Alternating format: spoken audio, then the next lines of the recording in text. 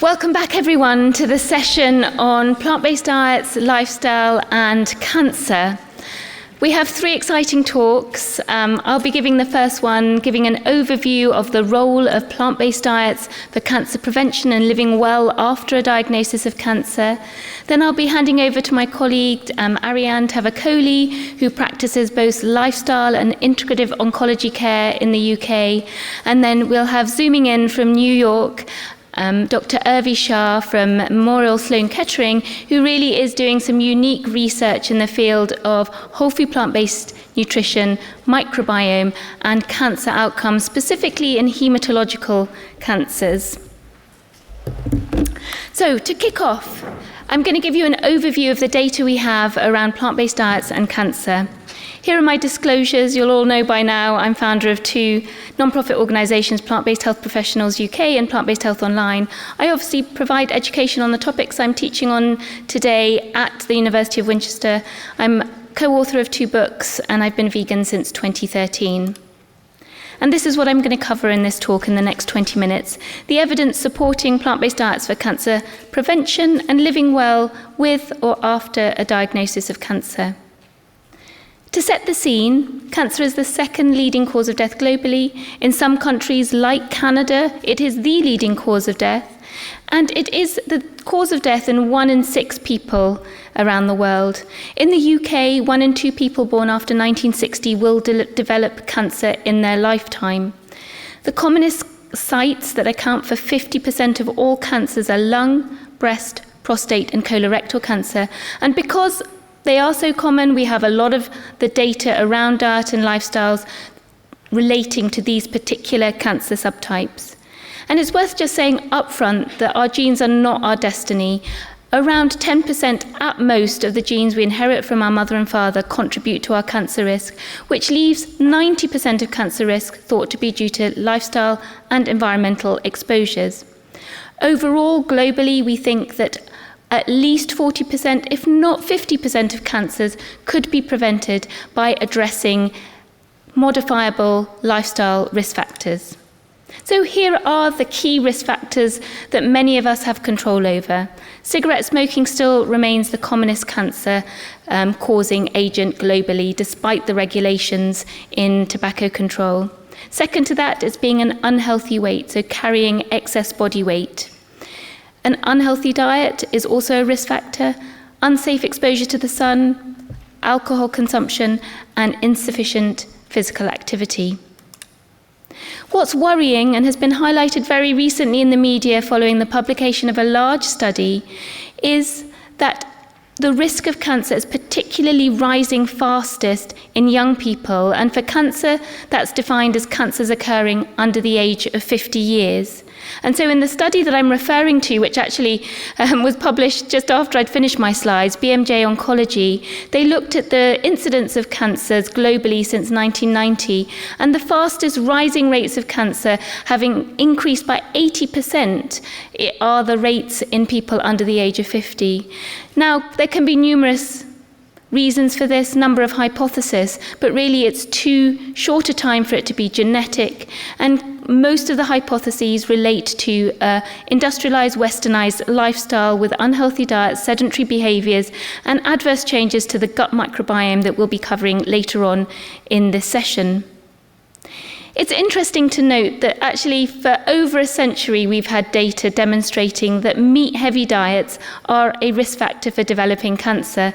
And I found this study interesting. It was published in Nature last year, and they looked at post-mortem records in over 100,000 animals with nearly 200 mammalian species who died in a zoo, unfortunately. But what they showed was cancer mortality was associated with diet, with carnivorous mammals facing the highest cancer mortality. And actually we've seen this data previously for human-related studies, and they hypothesize that this is related to dietary factors and the negative impact on the gut microbiome. So when it comes to human data, we know that around 1 million cancer deaths per year are due to a poor diet. And these dietary risk factors are the same ones I talked about in the introductory talk They are because we are eating increasingly a diet full of ultra-processed foods that's deficient in fibre and severely deficient in all the healthy plant foods, fruits, vegetables, whole grains, beans, nuts and seeds. And this is a time to remind you that processed red meat was classified as a Group 1 carcinogen back in 2015 by the WHO, and red meat a probable carcinogen, so Group 2A. And this relates predominantly to colorectal cancer risk, but we know that red and processed meat increases the risk of other cancers such as pancreatic, breast and prostate cancer. So this is why we have very clear recommendations on prevention, because we actually know quite a lot about cancer prevention. These guidelines have been pretty static and well known since this publication in 2018. 9 recommendations for preventing cancer and living well after a diagnosis of cancer. Be a healthy weight, be physically active, eat a diet rich in fruits, vegetables, whole grains, beans, nuts and seeds, limit fast food consumption, limit red and processed meat consumption. I'd say there's no place for it in the diet, there's no need for it for its nutrients. Limit sugar-sweetened beverages. Aryan will talk about alcohol. There is no safe limit when it comes to cancer risk. Do not use supplements, and we'll discuss supplement use a bit later. If you're a mother, breastfeed if you can. Benefits for mother and baby. For mum, there's a reduced risk of breast cancer. And to follow these recommendations after a cancer diagnosis, because it does improve outcomes after the diagnosis. And there's no surprise that 5 out of these 9 recommendations relate directly to dietary risk factors, so imminently modifiable. And it seems that these guidelines do really work in real life. We've just had the publication of a large meta-analysis of 18 studies looking at the impact of what happens in populations if people actually adhere to these guidelines. And they showed that people with the greatest adherence to these 9 recommendations had a 27% lower risk of cancer. For each recommendation, if you stuck to it as well as you could, there was a 10% reduction in the risk of cancer. Of course, these populations don't stick to these guidelines rigidly, which is why the 10% and the 27% don't quite add up. But the cancers that were most benefited were breast cancer risk, colorectal and lung cancers. And I come back to one of my introductory slides. The correct diet for cancer prevention and survivorship is a whole food plant-based diet centered around healthy plant foods as defined by the American College of Lifestyle Medicine. And the reason being, we know that this type of diet gets to the root cause of cancer development. It gets to the root cause of many chronic diseases. But when it comes to cancer development, we know it's driven by similar disease processes or biological processes, inflammation and cellular stress, insulin resistance, exposure to carcinogens like processed red meat, an unhealthy gut microbiome, and, like we heard in Tammy Tong's talk, elevated growth hormones. Meat consumption is associated with increased levels in the blood of IGF-1, insulin-like growth factor, and that predicts a higher risk of certain cancers. And I think we don't mention this enough, but all the chronic conditions you've been hearing about today actually are a risk factor for developing cancer. So just because you have been diagnosed with cardiovascular disease, you have an increased risk of cancer. And that's because of these shared mechanisms of disease. So cardiovascular disease, type 2 diabetes, autoimmune conditions all increase your risk of cancer. We heard from Tammy Tong that actually a meat-free diet is something that's been consistently shown to be beneficial in the EPIC Oxford study and in the UK Biobank. So this is recent data from the UK Biobank study showing that meat-free diets are associated with significant reductions in cancer risk, particularly benefiting the risk for breast cancer in women and prostate cancer in men. We've heard a little bit about the EPIC Oxford study, but there's very similar data from the Adventist Health study clearly showing that removing animal foods from your diet leads to a stepwise reduction in the risk of cancer. So this is overall cancer risk. We have some detail to dissect around different cancer types, but meat-free diets and vegan diets particularly are associated with lower risks of cancer. A brief reintroduction to my favourite plant-based dietary index. It's a way of analysing food frequency data from populations where you don't have large numbers of vegans and vegetarians, but it's a way of being able to define the impact impact of eating a plant-based diet, even if people are not fully vegetarian or vegan. And in this type of dietary index, the way it's been devised, you get positive marks for healthy plant foods, negative marks for unhealthy plant foods, and negative marks for all animal foods. And this morning I showed you a slide about the associations of a healthy plant-based diet and the risk of a number of chronic conditions. Well, I've put a similar table together for the risk of cancer, because we've now got numerous cancer studies, including different cancer subtypes. And just keep your eye in the healthy PDI, so the healthy plant-based diet index. Everything is downward pointing when it comes to arrows, with reduced risk of certain cancer types with a healthy plant-based diet. And the UK Biobank, earlier this year, the data showed that there was a reduction in cancer mortality in those people adhering greatest to a healthy plant-based diet. Obviously, caution again for unhealthy plant-based diets. They really don't have health advantages. Obviously, they're better for the environment and for the animals.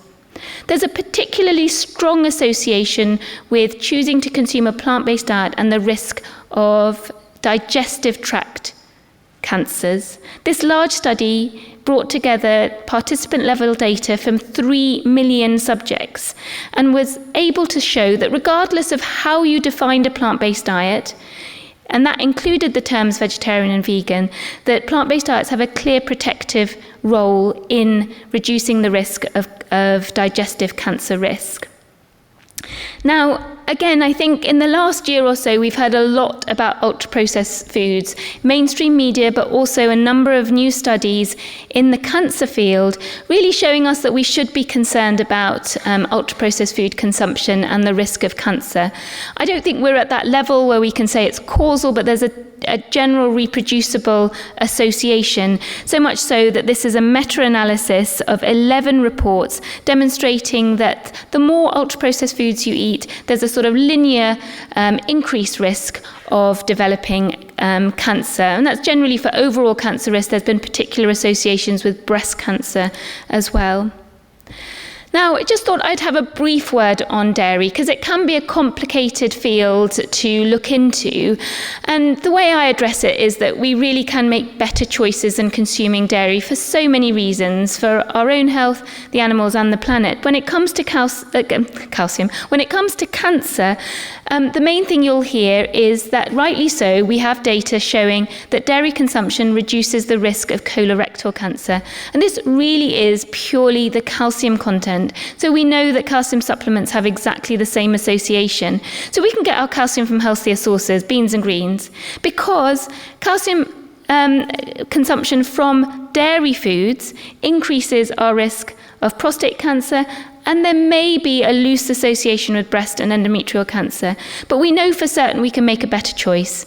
We can swap out dairy for soya milk, for example, that has been positively associated with reduced risks of breast cancer and prostate cancer.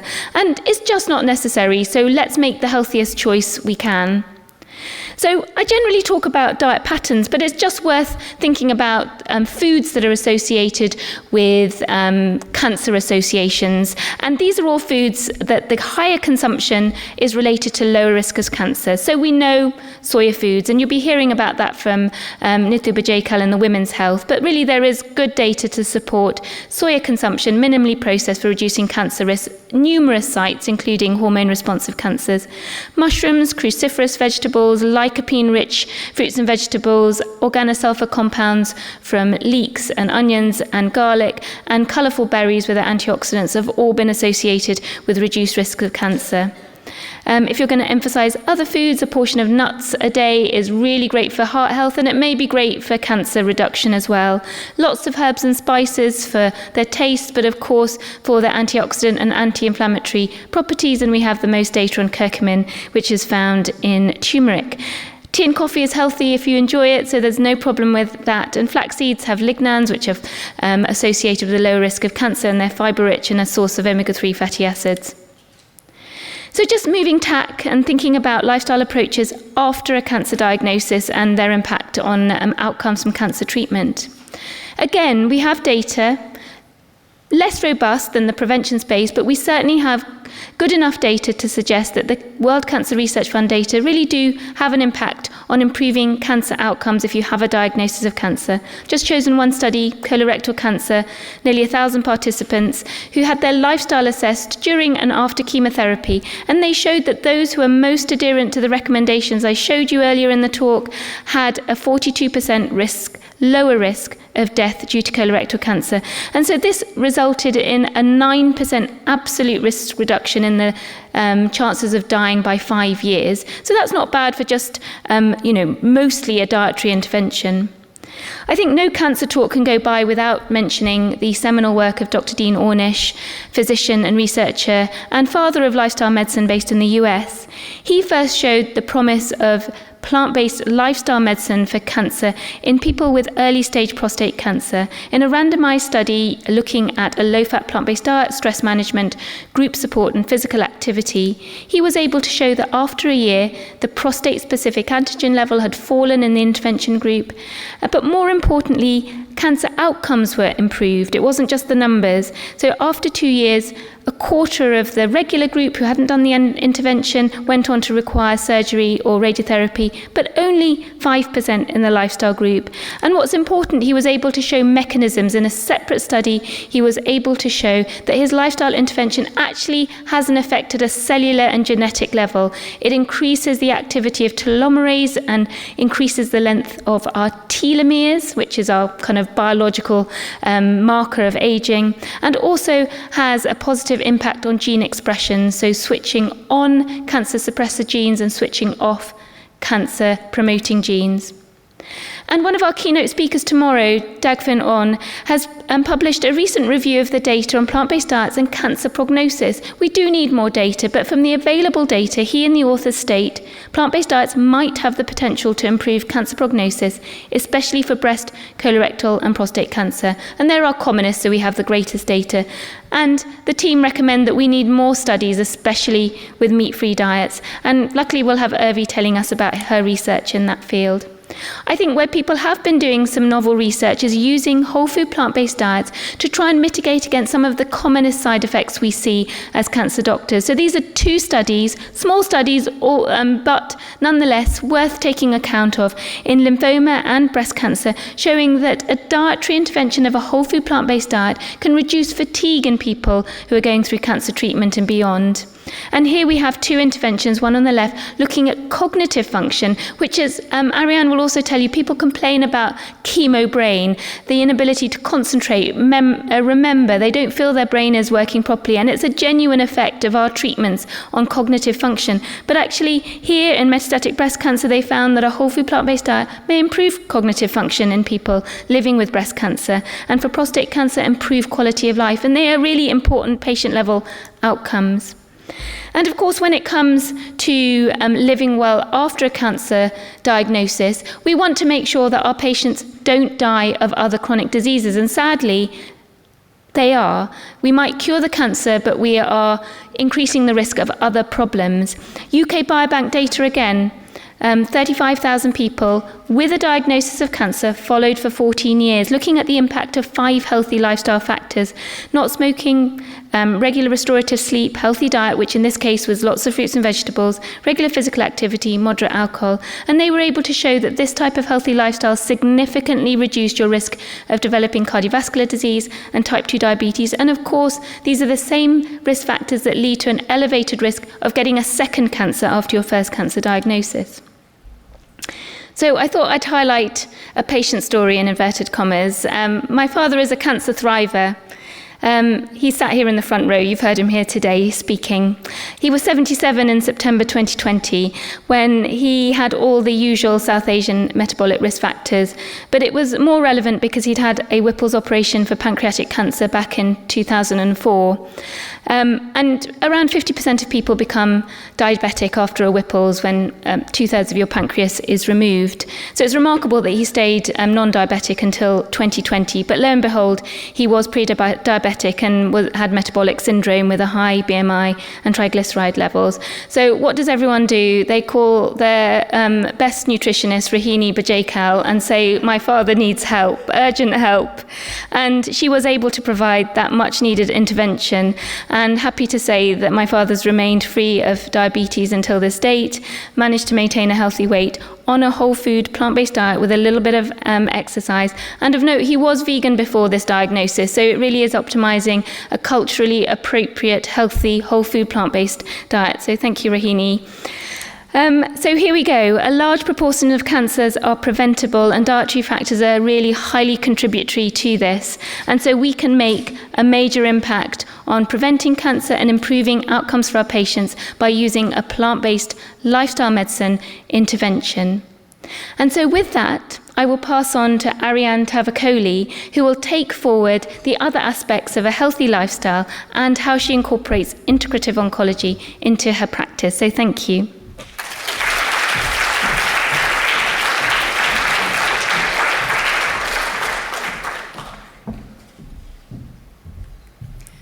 Good afternoon, everyone. First of all, I need to get the slide up. There we go. I'm very happy to be here this afternoon to speak about these important areas in cancer care. My background is actually in respiratory medicine, and I never imagined that one day I would be practicing in this very different field of medicine. But my life took a drastic turn about 8 years ago when my husband was diagnosed with stage 4 lung cancer. And as you can imagine, our lives turned upside down, and it took me a few years to recalibrate after losing him. And it was during that time that I decided to leave my hospital career, to open my own practice, and to dedicate myself to supporting people with cancer with all the things that I'd learned that were so important and yet were and are virtually never discussed in standard hospital appointments. The people who come to see me tend to be very proactive. They want to be fully engaged in their cancer care, and actually more and more people are, seeking ways in which to help themselves. They're asking questions like, what should I be eating, or what shouldn't I be eating, and how can I really help myself in this whole process? So I'm going to discuss a few areas today that can make a significant impact on a patient's journey with cancer. The whole aim is to place the person in the strongest position that they can be in, so that they can respond as well as possible to treatment and achieve the best possible outcome. Now, there's so much I would love to share with you, but I have 20 minutes. So I've selected a number of topics, and if there's anything else that you really would like to ask about, please use the Q&A session later. I'm going to start with a couple of definitions of lifestyle medicine and integrative oncology, and then we'll look at some practical applications of how they can assist patients in cancer care. So this is a definition of lifestyle medicine by the British Society of Lifestyle Medicine. I'll just let you read through that.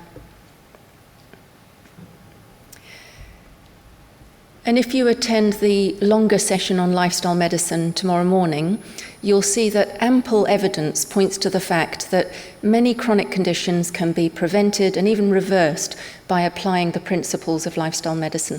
It's quite a rapidly growing field. There's over 1,500 members of the BSLM in the UK, and there are thousands of lifestyle medicine professionals worldwide. We're going to look at the pillars of lifestyle medicine shortly, but first of all, I'm just going to share a definition of integrative oncology with you, which, as you'll see, overlaps somewhat with lifestyle medicine.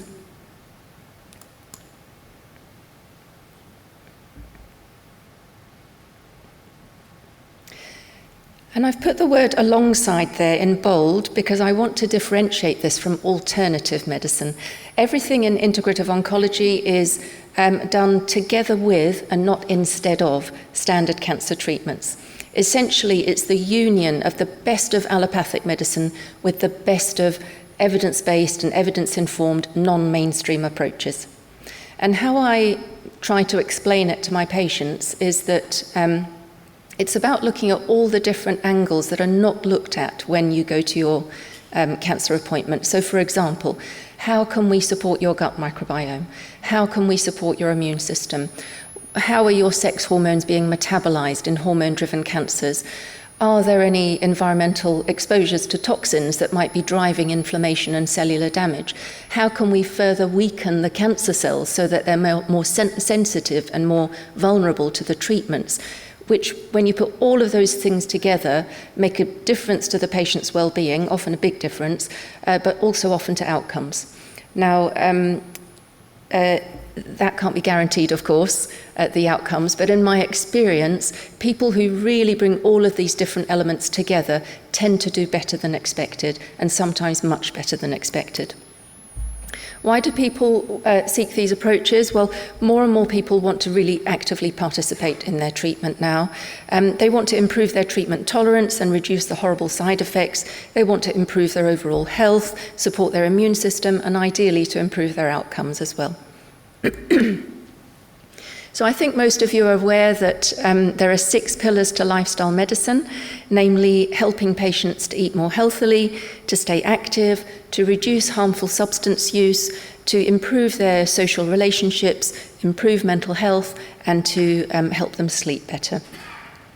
And what I'm going to do is I'm going to look at each pillar and some areas of cancer, research in cancer related to each pillar, and I'll also mention a few things I might do in my own practice.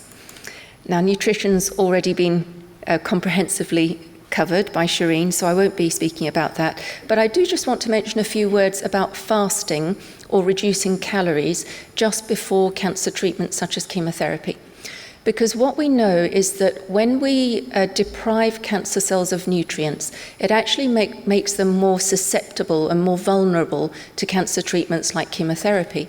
Whereas the opposite happens with healthy cells. When healthy cells are deprived of nutrients, they can adapt to the conditions. They actually become more resilient to the toxic effects of chemotherapy. And this phenomenon of cancer cells becoming more susceptible to treatment, whilst healthy cells becoming more resilient to the side effects of treatments, is known as differential stress resistance.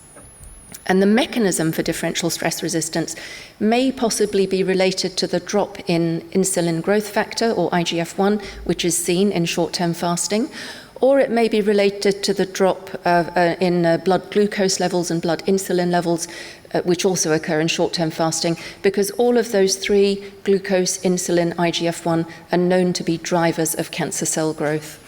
Now, fasting or reducing calories shouldn't be recommended to anyone who's losing weight or who's underweight, and we do need a bit more clinical research to understand it better and to know, for example, what's the optimum duration of fasting or reducing calories, and also what does that look like in practical terms in terms of food composition. In practice, what tends to happen is that patients go in for their chemotherapy infusions, they're sitting in the chemo suite, they're offered drinks with sugar and sugary snacks to go with it. And this is despite Cancer Research UK finally acknowledging that cancer cells do feed on sugar. So they're receiving an infusion to kill the cancer cells on one side, and they're receiving sugar to feed the cancer cells on the other, which to my mind is completely illogical. So what I say to my patients, what I advise them, as long as they can tolerate it, as long as they're not losing weight, is to reduce their calories for 24 hours prior to chemo and on the day of chemotherapy. So having things like vegetable soups and green juices and herbal teas, for example, very low-calorie foods. And I have yet to find a person who doesn't significantly benefit, often with quite dramatic reduction in chemotherapy-induced side effects. So I'm going to move on to the role that movement has to play in both the prevention of cancer and following a diagnosis of cancer. And this is a pooled study of over 750,000 individuals, none of whom had a history of cancer at the start of follow-up, and they were followed up for 10 years. And it was found that those who exercised with a moderately intensive form of exercise, such as brisk walking, 2.5 to 5 hours a week, had a much lower risk or significantly reduced risk of developing numerous cancers. And even after a diagnosis of cancer, we know that regular exercise does help to reduce common cancer-related symptoms such as fatigue and also nausea. And in this second study, regular exercise was also found to reduce the risk of recurrence of breast cancer following treatment. This is a really helpful clinical guideline because it provides evidence-based recommendations on types of exercise to, again, reduce cancer-related symptoms. I've shown anxiety here, but similarly there's data for reducing depression, reducing fatigue, reducing lymphedema even. And it's a useful guideline because they specify the type of exercise, the duration, the frequency, etc. So the reference is there if you'd like to read that in more detail.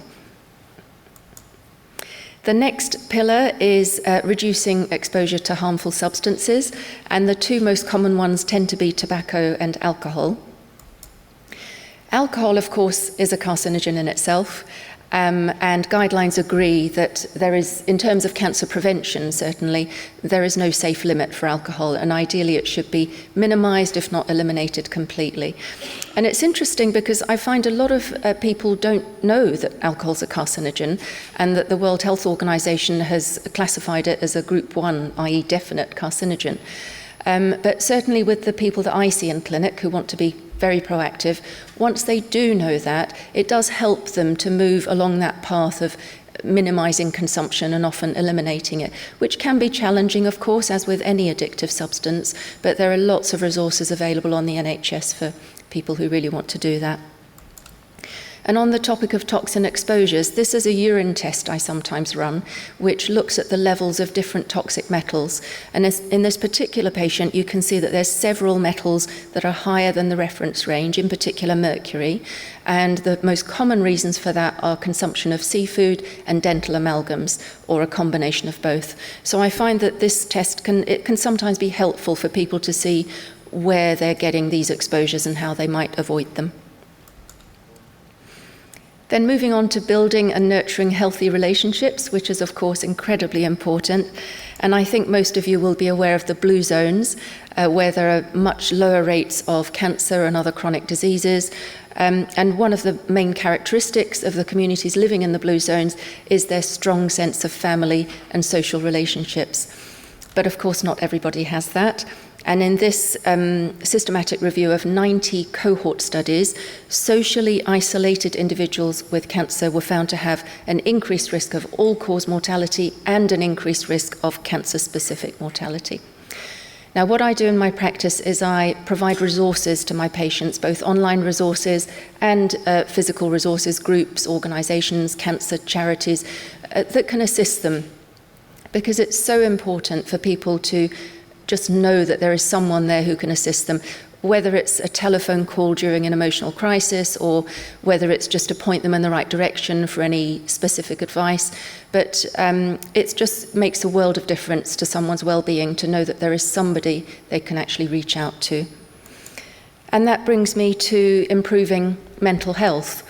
Because for me, addressing the mind and the emotions is really right up there as the top priority when it comes to, in terms of the importance and the impact on someone's well-being. And chronic stress, which is so common in our society, can be a problem in cancer. Because what it does is it leads to the release or the increased release of our stress hormones, cortisol, adrenaline and noradrenaline, all from our adrenal glands. And what these hormones do is they bind to beta adrenergic receptors on the surface of cancer cell membranes. And that then triggers specific cell signaling pathways that have been shown to increase tumor cell growth.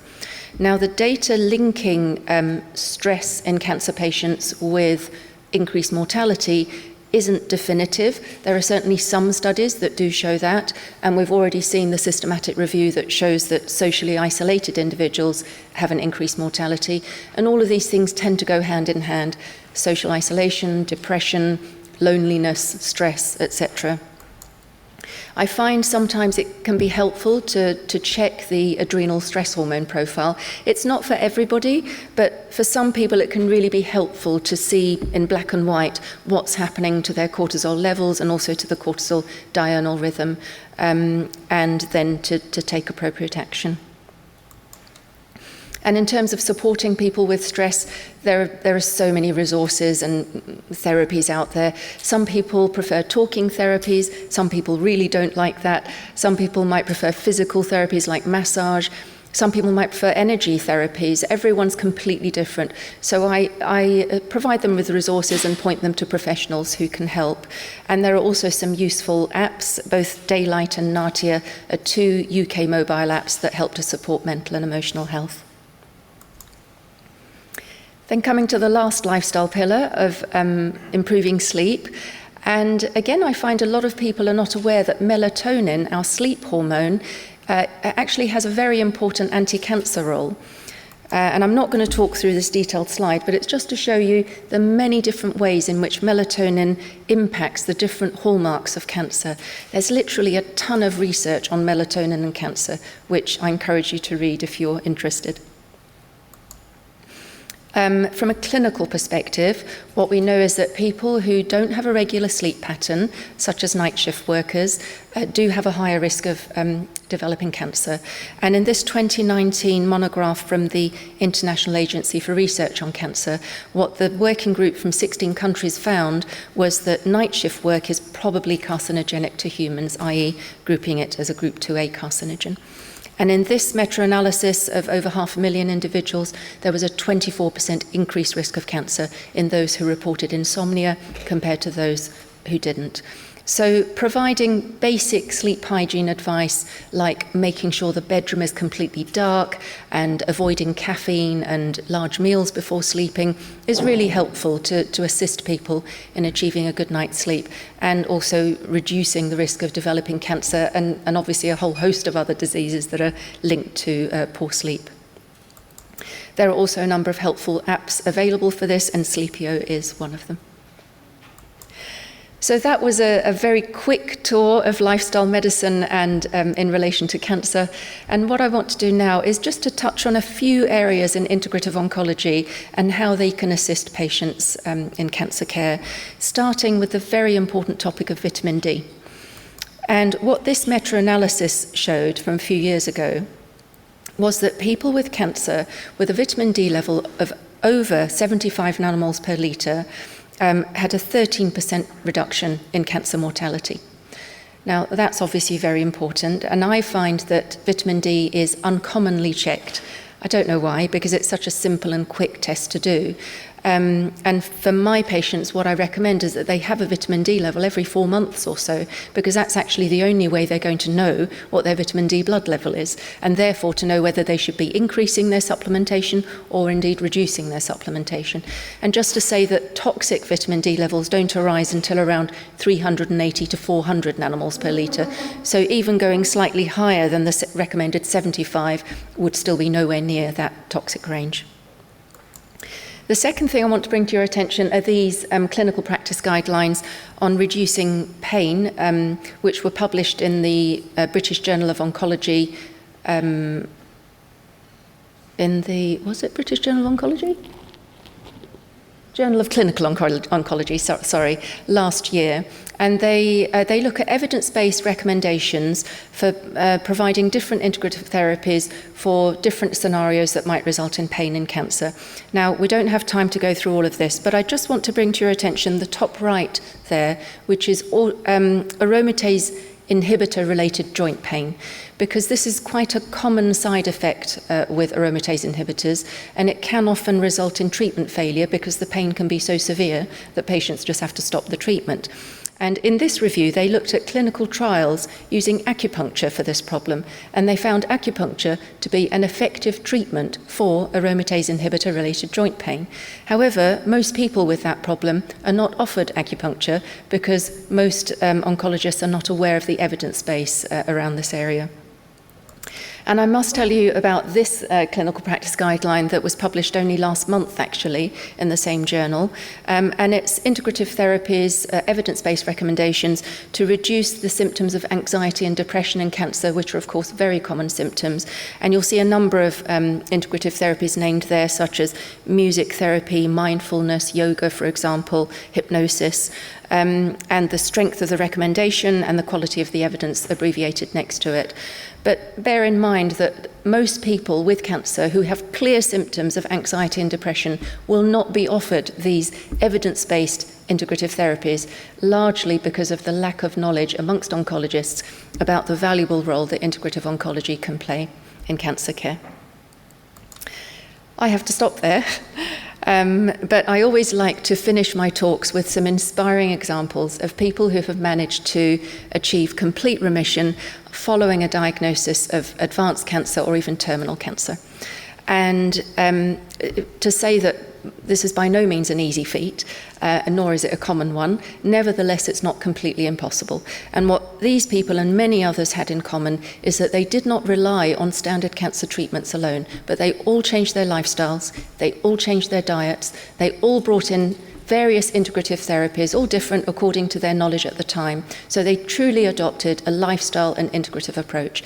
And here we have some well-known figures. We have Dr. Ruth Heydrich, Jane McClelland, and Chris Walk. They're all public figures, and you can read their fascinating stories online if you wish. So thank you so much for listening to me. I know that was a whirlwind tour of the lifestyle pillars related to cancer, and we really only touched on integrative oncology, but I hope you found it interesting, and I'll be very happy to answer any questions at the end. Thank you very much.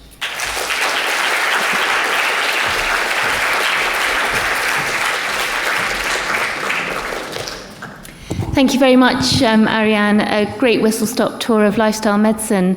So we're hoping to be joined now from New York via Zoom by Dr. Urvi Shah. So we'll sit tight for that. Welcome, Urvi. So Urvi is in a unique position to be researching whole food plant-based diets, lifestyle interventions in people living with haematological conditions. So we're really honoured to have you here today, Urvi, and you can start your presentation when you're ready. Thank you so much, Shireen, for having me, and it's really exciting to be with all of you in London. I'm sorry I'm not there in person, but you heard two really inspiring talks, and hopefully you enjoy this one as well. I'm going to talk about diet, microbiome, and hematologic cancers. These are my disclosures.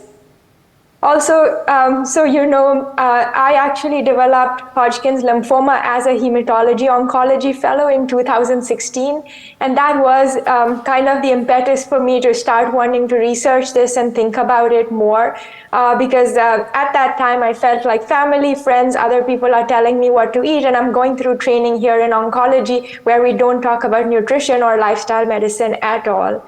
And so that led me to start reading much more about this. And then when I became faculty at Memorial Sloan Kettering, that's when I started researching this and making it my focus of research.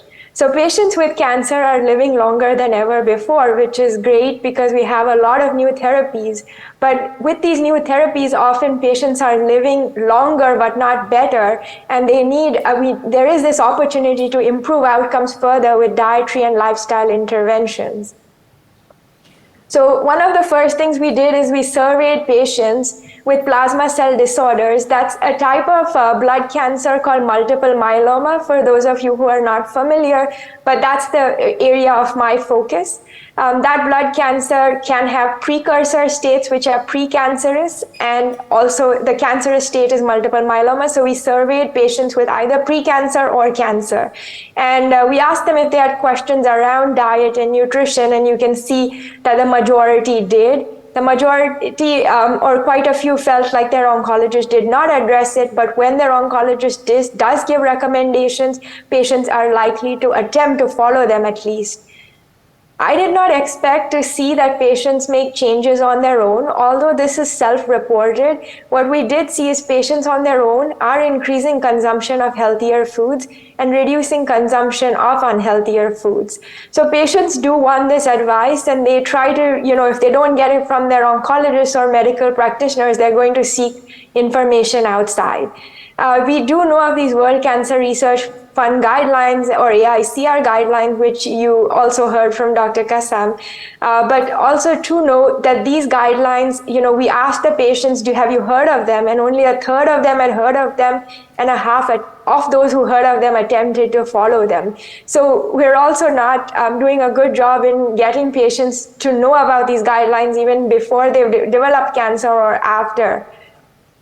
So some of the focus of my research is, does diet and microbiome affect cancer outcomes? And I will, again, as I said, look at it through the lens of plasma cell disorders or multiple myeloma. So can it affect the microbiome, dietary interventions, lead to also metabolomic shifts, and then maybe immune shifts that affect cancer outcomes? We do know that factors that influence the microbiome and immune response are numerous. And many of them are non-modifiable. Like, you can't do a lot about it because these are things that are in the environment, or that it's where you're born or your age. But there are a lot of modifiable factors, and many of these were already touched upon in the prior talk. But you can see here that my focus has been on the first three and its effects on the microbiome and immune response. So what is the microbiome? And just to summarize, we are more microbiome cells than human cells in our bodies. So 38 trillion bacterial cells, about 30 trillion human cells. So it is important because of this that we give it enough importance and feed our bacteria or microbiome that constitute a part of us as well. So what you can see here is a figure that nicely explains how the microbiome can affect disease and inflammation and many other metabolic conditions, so whether it's cancer or others as well. So thinking about how do we have a healthy microbiome or a gut immune system, and I think we're just scratching the surface in terms of research because this is new technology that's come over the past decade or so probably, and so we know a bit about it, but I think there's a lot that is going into research in this area, and we'll hear a lot more over the coming decades. So just a few terms that I will talk about, and so you're aware. Gut microbiome diversity is the diversity of bacterial species within the gut microbiome of the same individual. So if you think about a rainforest or a forest with just one kind of tree, like palm trees, obviously the diverse rainforest is the healthier one. It has the ability to have many different birds and animals and species. So that's kind of what we want in our microbiome too, a very diverse microbiome with many different bacterial species. Many of these bacteria produce short-chain fatty acids, and short-chain fatty acids are considered, are formed when the gut bacteria ferment fiber, and these are some of the most common types. Butyrate has been looked at in a little more detail and felt to have anti-cancer and anti-inflammatory properties, and the bacteria that produce the butyrate are called butyrate producers, so of course we would like more of those as well. As you can see in this figure too, having gut homeostasis is important just for the immune response, and having dysbiosis can lead to chronic inflammation. And as we know, chronic inflammation can be associated with cancer risk as well. So just a few studies that I think are very impactful in healthy individuals, and then we'll talk about in cancer. This is a study around 9 individuals, just 5 days of a plant-based or an animal-based diet, completely shifted to plant-based or animal-based. And you can see that in the short time, they were able to see a difference in the concentration of short-chain fatty acids. There was a significant increase in butyrate, acetate, and a reduction in these short-chain fatty acids that are considered not as healthy. And I already talked about the anti-cancer, anti-inflammatory effects of short-chain fatty acids like butyrate. This is another study in healthy individuals, and they had them switch their diet. So they took 20 African Americans and asked them to eat a rural African diet for 2 weeks, and then they took 20 rural Africans and asked them to eat an African American diet for 2 weeks. And you would think 2 weeks is not that long, but what they did is they did a colonoscopy before the intervention and a colonoscopy 2 weeks later, meaning after the intervention. And for those of you not familiar, Ki67 is a marker of cell proliferation. The more brown you see, meaning more proliferating the cells. This is the gut mucosal lining, and you can see the African Americans who switched to the rural African diet already in the matter of 2 weeks had a reduction in the proliferation of these mucosal lining cells. And the opposite happened for the African diet. There's also a change in lymphocytes and macrophages, so inflammation and the immune system, and a change in butyrate producers. So really small, short-term switches can also make a big difference, and as you've seen with these two studies. We also know that dietary patterns affect the immune system. High-fiber diets are associated with this increased microbiome function, such as short-chain fatty acids. And highly fermented foods are associated with increased microbiome diversity, so probiotic kind of foods and decreased inflammation. And this was a study with only 18 participants who were asked to eat 20 grams of dietary fiber or 6 servings of fermented food for 4 weeks, and then they looked at these effects. We also know that this is another study in healthy individuals, over 10,000, and they looked at their stool microbiome and also asked them how many plant foods do they eat in a week. And like I told you before, diversity is important. We want more diversity in our microbiome. And they showed that people who eat more variety, meaning more than 30 plant foods a week, have higher diversity in their microbiome than those who eat less than 10 plants per week. And also less antibiotic resistance genes, which is very important in cancer patients as well. So I think that these small switches in terms of improving variety in the diet can also make a big difference. So what is the evidence for plant-based and ketogenic diets in cancer? And we do know that plant-based diets have fiber, reduce transit time, reduce the time of mutagens to be in the colon mucosa, and reduce cancer risk. Also through butyrate, as I talked about, and the phytochemicals. Also weight stabilization or improvement, and also the insulin-like growth factor and insulin levels. So there are multiple ways a plant-based diet works, whereas a ketogenic diet has the ketone bodies that may have anti-cancer, anti-inflammatory effects similar to butyrate, but it may help patients lose weight or improve insulin or inflammation. But you can see that there are fewer mechanisms through it. And in fact, a lot of people who think they're on a ketogenic diet are in fact on a low-carb diet where they don't get this benefit, because staying in a state of ketosis is not physiologic and very hard to achieve. Also, we do know from healthy populations that those on ketogenic diets tend to lose more fat-free mass instead of fat mass, and fat-free mass would mean muscle or water weight, and that's what's been seen in a study by Kevin Hall's group, where they asked patients to stay in a metabolic chamber where they actually provided the food. Despite this evidence, and most epidemiologic and population studies, as you heard from Dr. Kassam, showing that plant-based diets are associated with a reduced risk of cancer, when we look at interventional trials on clinicaltrials.gov, which is a website that has all the trials available and ongoing, especially in the US, but sometimes worldwide as well. And you can see that what we found was that 46 ketogenic trials were listed there, and only 8 plant-based diet trials. So there's this kind of dissociation where the epidemiologic studies are showing more plant-based dietary health benefits, and the studies that oncologists or researchers are doing are focused around ketogenic diets, and there are very few plant-based trials being done.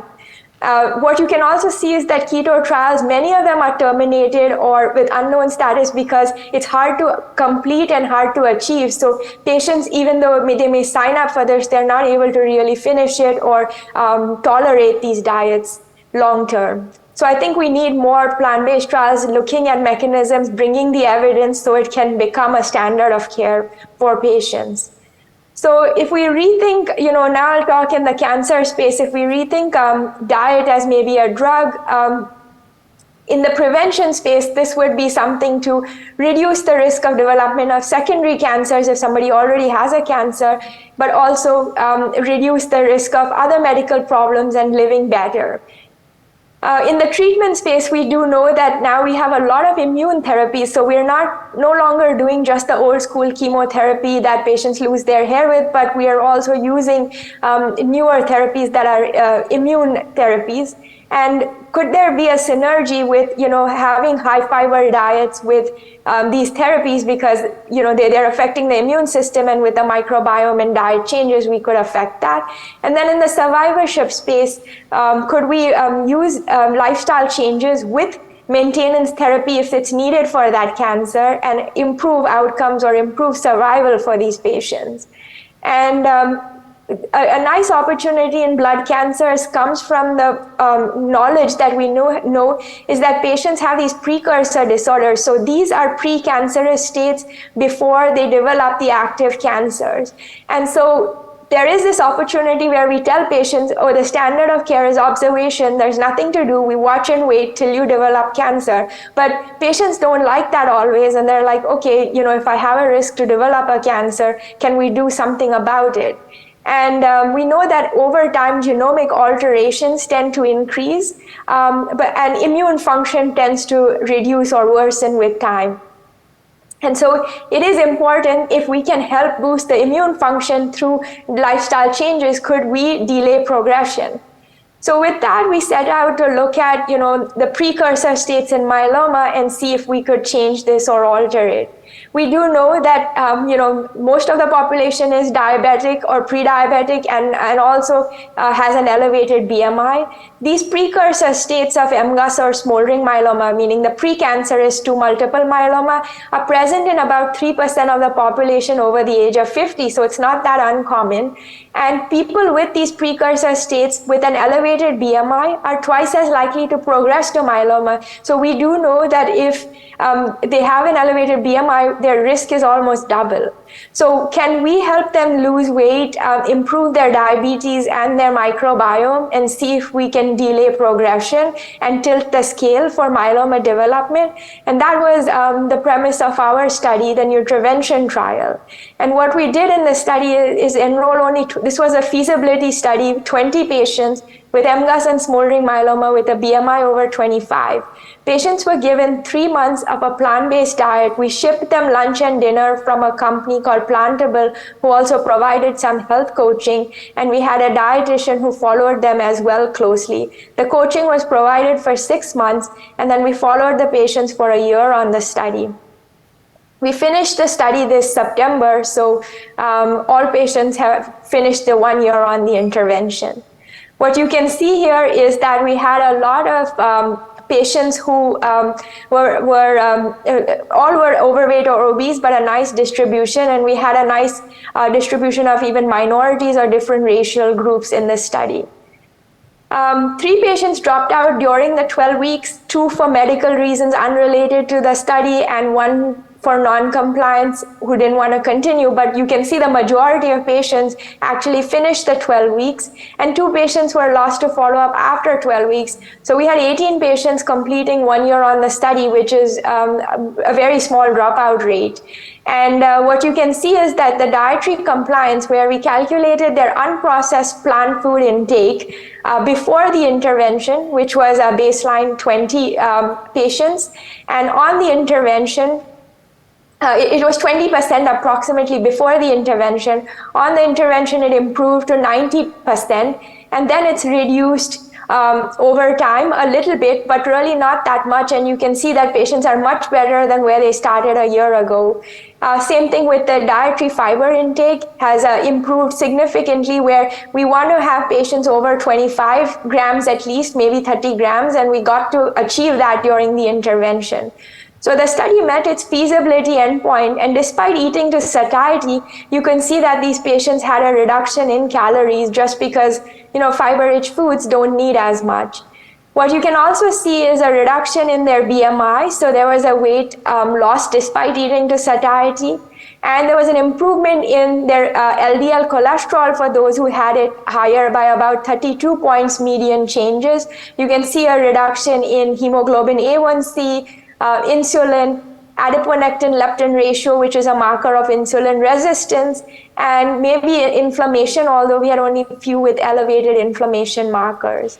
What you can see here is the gut microbiome changes, and there was an improvement in microbiome diversity at 12 weeks, and an improvement in the number of butyrate producers at 12 weeks. So like I said previously, having these healthier microbiome changes is important in cancer and in general health as well, and we were able to achieve some of these changes for patients. Two patient examples on the study was one patient who had this precursor disorder and had diabetes. He managed to stop insulin within 2 weeks of going on the study, but prior to the study, the patient was on insulin for 30 years.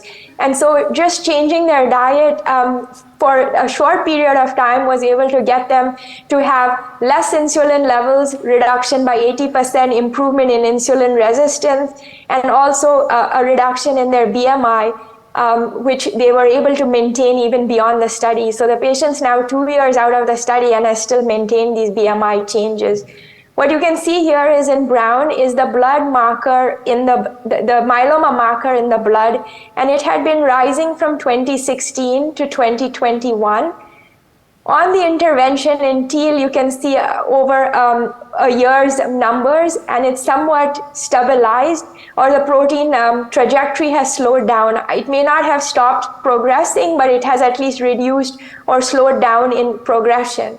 The same thing we see with another patient who lost the weight, maintained the weight loss, although did not reach a normal BMI yet, but you can see that the protein was rising before the intervention and somewhat stabilized on the intervention. And this is basically those two patients. The blue lines are before the intervention, how their proteins were changing, and the red line is on the intervention. So there is a significant change in the trajectory of these proteins. Given the feasibility success of our pilot study, we are now doing a much larger study of 150 patients. And this study started enrolling in December of last year. And we've had a very good response where a lot of patients are interested. But what we're doing is giving patients plant-based diet or supplements such as curcumin and omega-3 or placebo supplements, and then the ones on the supplement arms will get the diet later. So this study, will take some time to result, but it's enrolling pretty fast. So that's in the prevention setting of how to study this and how maybe there is an ability to slow progression for some patients, if not all. And then when we think about synergy with conventional therapies, can we improve response rates, survival for these patients with diet plus drug?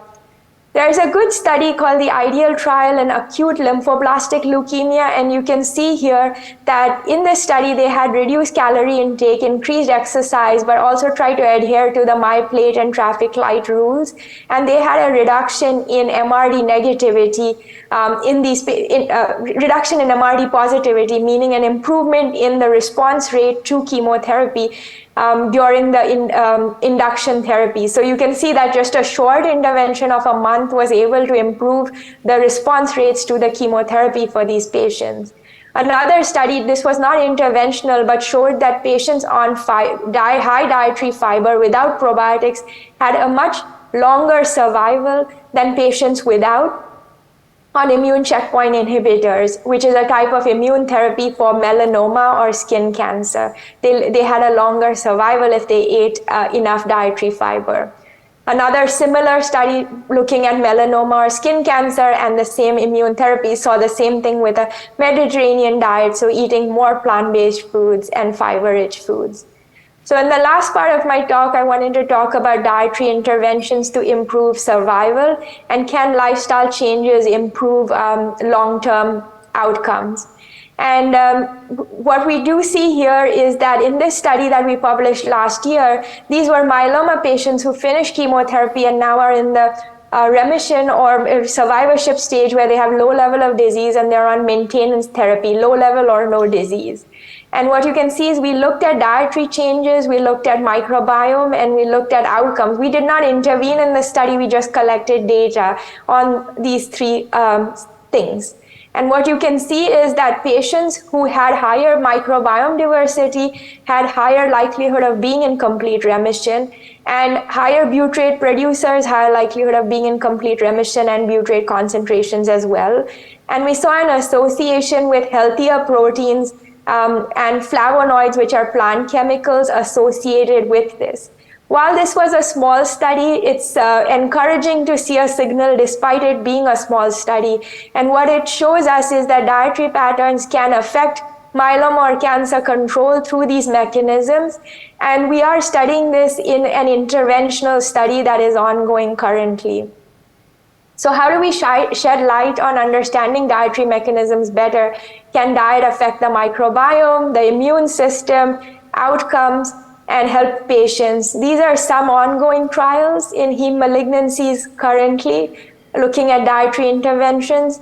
And with that, I'll conclude that, a beneficial diet can affect the microbiome through multiple mechanisms and maybe potentially affect outcomes. We reviewed the data for plasma cell disorders in this publication. And with that, I'd like to thank my research team, collaborators, mentors, and patients as well who participated in these studies, as well as funding agencies. Thank you so much for listening.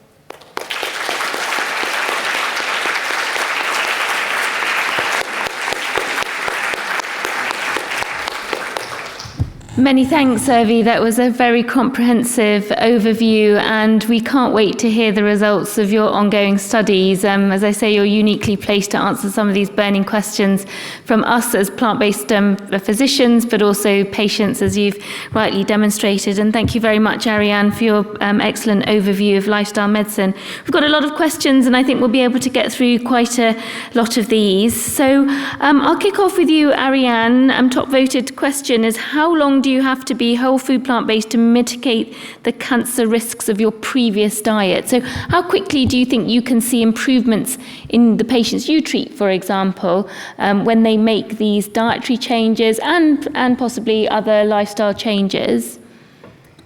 Gosh, okay. Is this microphone working?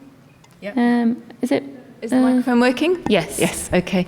I'm not sure that I know of any data to answer that question, but from my experience, I can say that I notice changes fairly quickly, just as you saw on the presentation in terms of the microbiome changing very quickly on changing to whole food plant-based.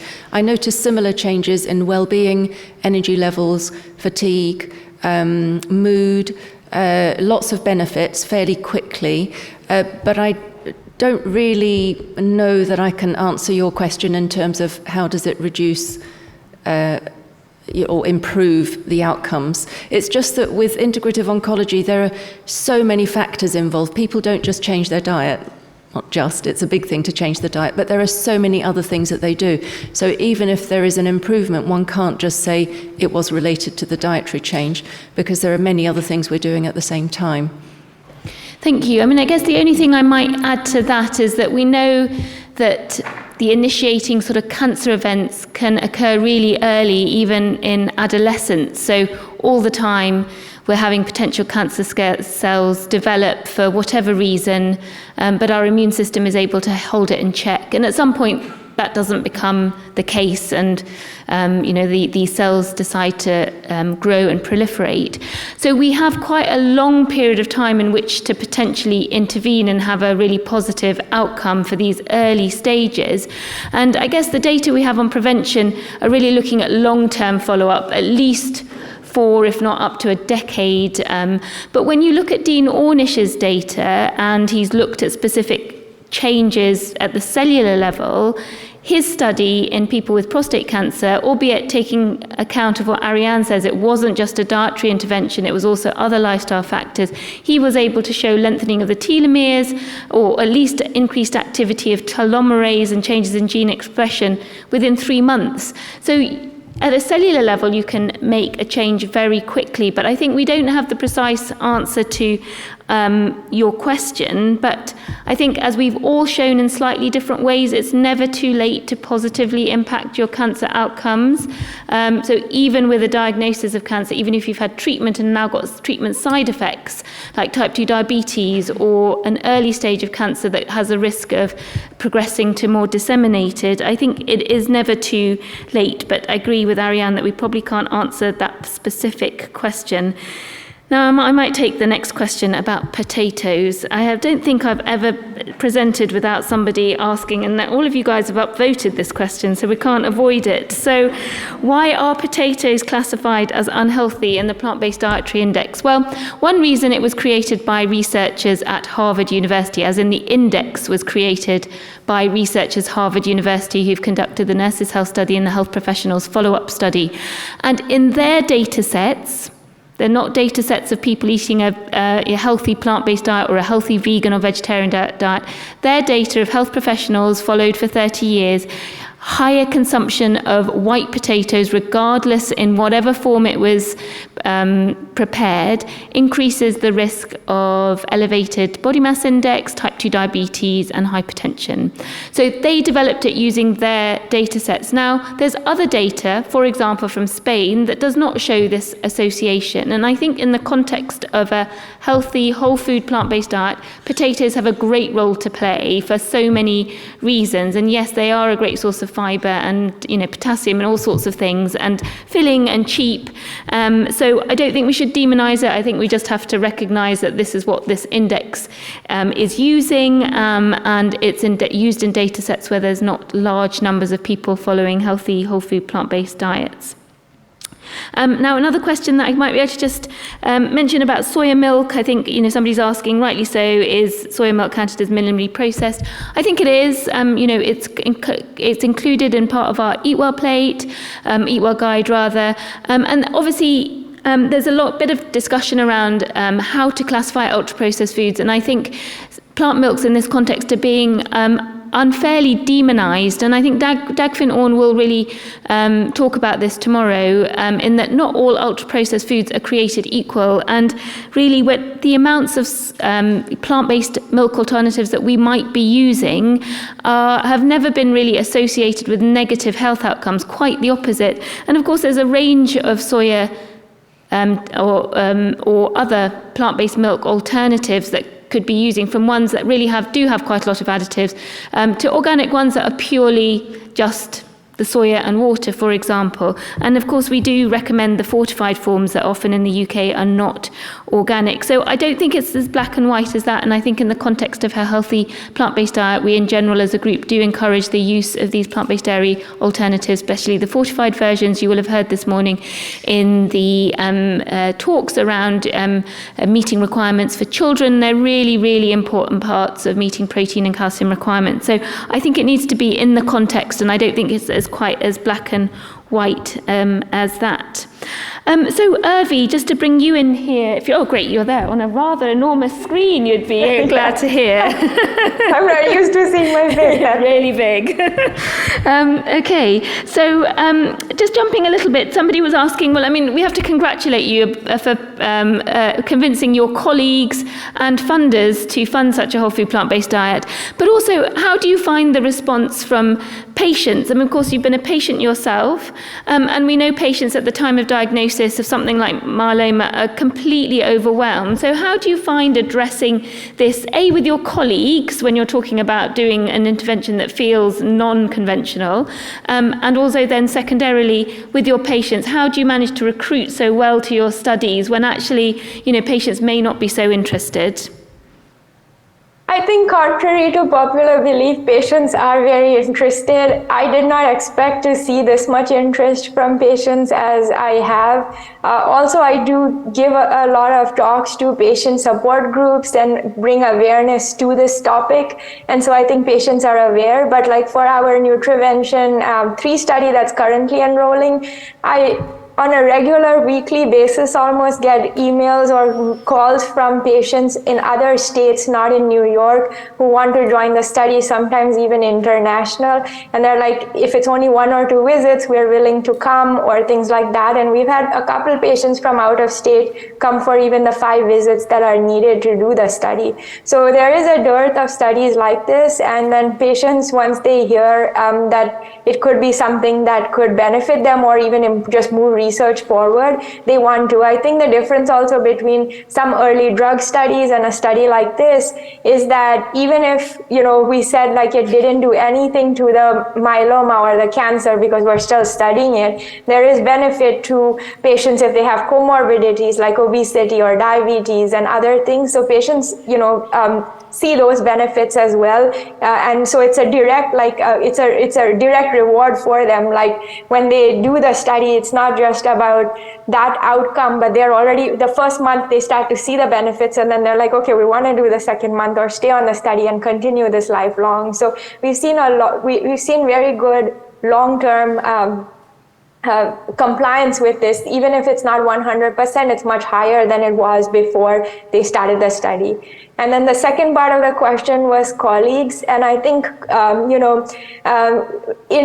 in academia and research, a lot of focus has been on drug therapy and drug trials, and that's because it's in some ways, the pharma companies that drive these studies or bring the drugs, and it's easier to do or what's been done.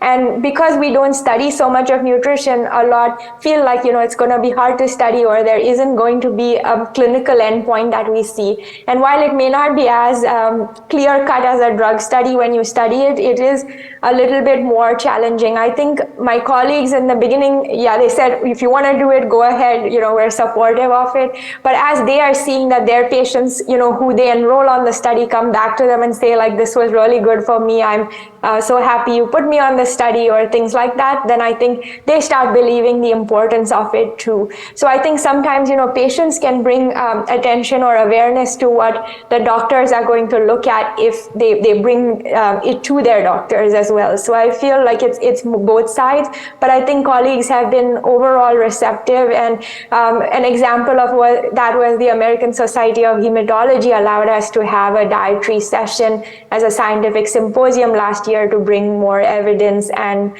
make this mainstream slowly.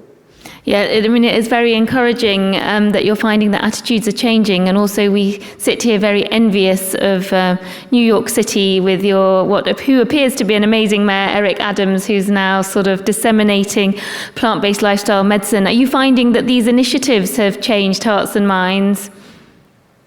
Definitely, I think it's brought some awareness to the city, and a lot of options like, Central Park has a plant-based event where there are vegan, different, like a food stalls that are there once a week. So there's lots now in the city happening like that. But also I think, the American College of Lifestyle Medicine has been asked to, has given the opportunity to allow their basic nutrition course to be disseminated for free to all doctors or even healthcare providers in the state of New York. And so we at our hospital are going to be rolling it out, but many hospitals have. So that way, healthcare providers can educate themselves on this and get access to it. So I think slowly, and the New York City Health and Hospitals is doing a whole, led by Dr. Michelle McMacken, where they have a program for patients with lifestyle disorders, and they brought plant-based meals to all New York City Health and Hospitals. So I think, seeing those changes, hopefully it is like a cascade effect, and we will see more of it at other hospitals too. Great, thank you. That's it's something that we aspire to as well. I'll just quickly go back to a question around soya that's related, I guess, in that somebody's asking about soya consumption in males. And we've got quite clear data that at sort of usual consumption levels, which may be 3 or 4 portions of soya foods a day, which is like an 80-gram portion, 3 times a day, there is absolutely no impact, negative, positive, on hormone levels. So regardless of it, the thought that these are pro-estrogenic or endocrine disruptors, large meta-analysis from Mark Messina, who really has produced every single useful paper on soya consumption, shows that there's no detrimental effect on hormone health. And he's recently written a really good paper that's really a guide for health professionals. So look up Mark Messina, soya health professionals, and it will come up, I'm sure, just really bringing us all up to date on the data associated with soya consumption and health outcomes. So Aryan, bringing you in again a couple of questions here. Intermittent fasting. So in the conventional world, which is where I sit in cancer care, it's not something that is encouraged or talked about, I guess because of certainly in haematological care, when we're giving intensive treatments, there's risk of malnutrition, there's difficulties with adherence and sort of close monitoring that might be required. Is this something you feel is ready for prime time? Is it something that you use, or is it in very selected people who have close monitoring where it's relevant? So one thing is intermittent fasting, and then another is time-restricted eating, and often the two are used interchangeably. But certainly we do have data that time-restricted eating, which, if I can just explain what that is, it's when one finishes eating, so there's about a 16-hour gap fast without eating, and then eating takes place in an 8-hour window. So if someone finishes dinner at, let's say, 7 p.m. at night, they don't eat again until 11 a.m. the next morning, so around a 16-hour fast. That's called time-restricted eating. And eating on a regular basis that way, there are some studies showing that actually that can improve outcomes and reduce risk of recurrence after treated cancer. I think that some form of fasting or reducing calories before treatments, as I said, can be very valuable, both in terms of what I've noticed in terms of a dramatic reduction in symptoms, but also there's data from Professor Walter Longo, who's been a main researcher in fasting and cancer, showing that fasting or at least reducing calories in the early days of chemotherapy is much more beneficial than fasting in the latter days. So that suggests that perhaps it's more effective in preventing side effects rather than dealing with the side effects once they've happened. Have I answered the question? Yes, and how effective, I mean, do you use it in your practice, or are you cautious, or is it very individualized? I am cautious in anyone who's losing weight or who's lost weight, and unfortunately, because most of the people I see tend to have very advanced cancer, then already weight loss has become a bit of an issue even before they come to see me. So it's not something that I can use frequently, but wherever it's possible, then I definitely do recommend it to patients. There are numerous things they can do alongside chemotherapy to improve side effects and improve the efficacy of chemotherapy, and fasting or reducing calories is definitely one of them in my experience. Thank you.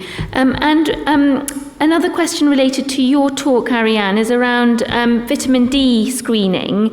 So somebody remarks that their colleague does not allow vitamin D screening at risk patients because they need to supplement anyway, and so, what's the point? And I guess, we also get told in general that there's not much role in screening for people for vitamin D deficiency. I personally do in my practice, but what do you say to that comment about, well, people are going to supplement anyway in the winter months? What I would say is that one never knows what the supplementation is doing unless you actually have a blood level. So I've seen people who've been supplementing with vitamin D at whatever dose and assuming that their vitamin D level is fine, and it's not. Vitamin D deficiency is, as you probably all know, is very, very common in the UK, as is iodine deficiency. And I always prefer to measure. I always prefer to have the physiological measures so that we know what we're doing. And actually, my personal recommendation to my patients is to aim for a level of about 150 nanomoles per litre, so it's quite a bit higher than the minimum of 75 in the study I quoted. I think that data is still coming out on vitamin D. We certainly know what level people should be above, what's deficient, but I don't think the kind of optimal level is yet fully defined. But my own feeling about measurement is that it's important, because that's the only way you know what your blood level is.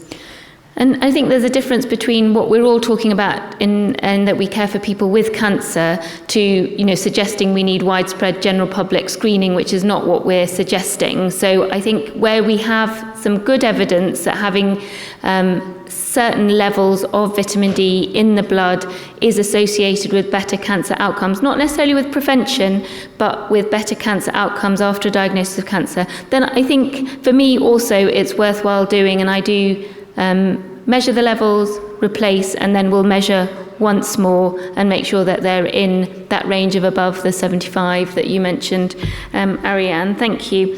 There's a specific question for you, Urvi. How can nurses encourage the promotion of healthy, diverse microbiome? So maybe you could just talk to how you use the wider clinical team, because of course as doctors we sort of information share, but we're not the ones there supporting the patients on a daily basis. So how have you used your multidisciplinary team and nurses to support your patients? So I think, one thing is that you need a team who believes in it and wants to do that and spend that extra 2 minutes or 5 minutes talking about it. Another thing would be is that, what I do is I have a document with a bunch of helpful links that I think would be helpful to the patient. And when I talk to them, I might talk to them for about 2 minutes, and then I ask my nurse to follow up with sending these links through their patient portal so they can watch some talks on these topics, some that I've given or maybe others, but so this is a way they get a comprehensive understanding of why I'm saying what I am, and then that may help or motivate them to do some of it. So I think that, and nurses also have an opportunity where they spend more time with patients in the chemotherapy infusion suite because the patients are going to be there longer. So they have that opportunity too, whether it's directly with the doctor they're working with in the outpatient clinic, or whether they are an infusion nurse who's seeing the patient in the chemotherapy suite, and they could have, a little bit of a conversation or share some links or information. I think patients are receptive to hearing it, but when they hear it from multiple providers at multiple levels, they're more likely to believe it than when one doctor tells them or somebody and everybody else says it doesn't matter.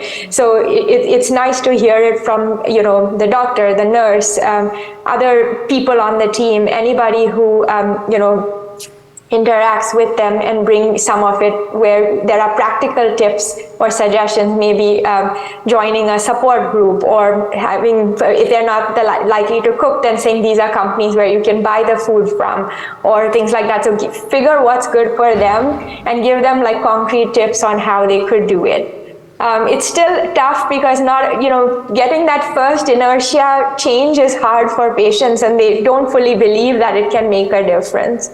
So until you get that, and some patients, the ones that believe it or will do it, they're the ones going to see the benefit. Great, thank you. Back to you, Aryan. What is the theory behind exercising improving cancer outcomes? Do you understand the mechanisms? Do we need to know more? There's been studies looking at why exercise improves outcomes, and there are various theories. First of all, it's been shown to affect cytokine release by cancer cells. So there are certain inflammatory cytokines that the levels have been shown to drop with regular exercise. Inflammation markers have been shown to drop, CRP, IL-1, certain interleukins. Exercise helps to drop blood glucose levels, blood insulin levels, IGF-1 levels. So there are numerous physiological changes with regular exercise, all of which potentially could contribute to this improved outcome. I think it's likely to be a combination of all of these different things rather than a single factor. Thank you. Urvi, back to you. A tricky question sometimes to answer, but it's around the role of organic food. So the question is, are organic animal products safer compared to conventional animal products in terms of cancer risk? What's your interpretation of that data? So there have been two studies that I think are interesting. One is the Nutrinet Scent study from France, and they looked at organic foods and showed like the highest quartile, meaning people who eat the most organic foods tend to have a slight reduction in cancer risk. But remember, when these are association studies, it is also possible that these people are eating more plant-based foods or eating healthier and exercising as well, and so that's why maybe they, the people who are eating organic are more likely society to be thinking about these things. And maybe even socioeconomic status, as organic food is more costly. There's another study that was published almost a decade ago, but they showed that patients who eat more plant-rich foods are more likely to have a reduction in cancer risk, whether it's organic or not organic, compared to the risk increase of organic eating non-organic foods. So suppose you say that non-organic foods increase the risk of cancer, so I should not eat, if I can't buy organic tomatoes, I shouldn't eat them, or I can't buy organic. But what they showed is that the risk increase of cancer is much, much less with eating non-organic foods than the risk benefit is of eating these plant-based foods, whether organic or inorganic. So you can reduce your cancer risk much more significantly by just eating more plant-based foods than trying to worry about the organic. So I think if you can figure organic or you want to, maybe sure, but it's more important to get the majority of calories from the plant-based foods. And in terms of animal-based foods, I don't think that I'm aware of specific data, but the thought is that, obviously animals would also accumulate. So the bioaccumulation is something that you hear about in at least the seafood, but it's the same in even mammals or other animals, where when bigger animals eat smaller animals or things, they tend to accumulate these pesticides or things in their fat. And so the bigger the animals you're eating, the more likely that they have some of these pesticides, at least in the fish food chain, that would be. And so I think that, yes, there may be some benefit with all of that, but I don't think that this has really been looked at. And the risk with animal-based food or meat, if it's in a high proportion in the diet, comes from many other things, not just whether it's the pesticide or not. There are other factors of the food in itself inherently. Yeah, thank you. I completely agree. I think it's the actual factors related to meat in itself, which somebody's asking about processed red meat. Why is that worse than the non-processed red meat? Well, I mean, the main cancer risk with processed red meat is the additions of nitrates and nitrites as the preservative. It prevents botulism. But unfortunately, these compounds in the gut, in the form of meat products, get converted to N-nitroso compounds, damage DNA, and therefore sort of set the scene for cancer development.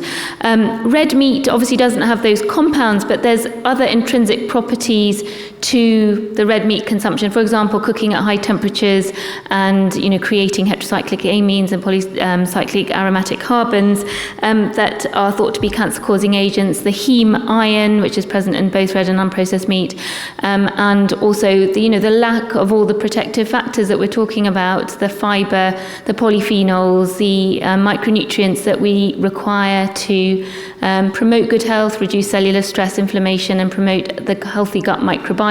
So it's both things that are intrinsic to the meat and then what meat is crowding out in the diet. So hopefully that answers that question. Aryan, do you see a role of a plant-based lifestyle medicine for people at the end of life, sort of in the palliative situation? Is that something you found useful for your patients?